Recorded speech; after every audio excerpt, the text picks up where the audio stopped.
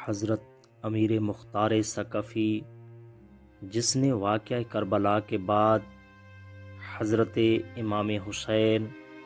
علیہ السلام کے قاتلوں سے انتقام لیا۔ جب 10 محرم 61 ہجری کو واقعہ کربلا پیش آیا تو اس وقت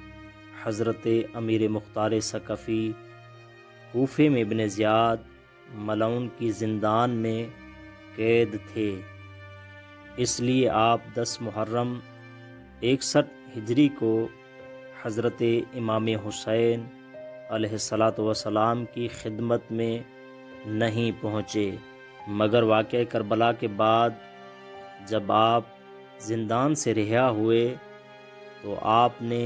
حضرت امام حسین علیہ السلام کے قاتلوں سے انتقام لینے کے لیے کوفے میں قیام کیا اور آپ اس قیام میں کامیاب ہوئے۔ قیام کی کامیابی کے بعد جب آپ نے کوفے کی حکومت سنبھالی تو آپ نے حضرت امام حسین علیہ السلام کے قاتلوں سے انتقام لینا شروع کر دیا، اور آپ کے ہاتھوں بہت سارے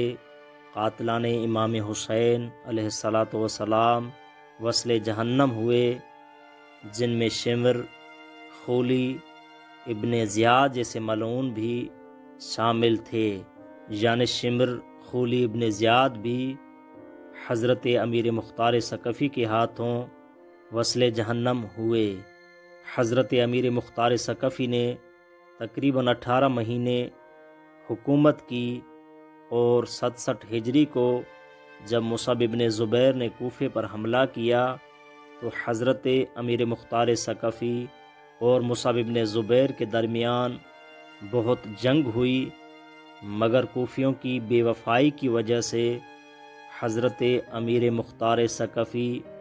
اسی جنگ میں 14 رمضان 67 ہجری کو مصعب ابن زبیر کے ہاتھوں شہید ہوئے۔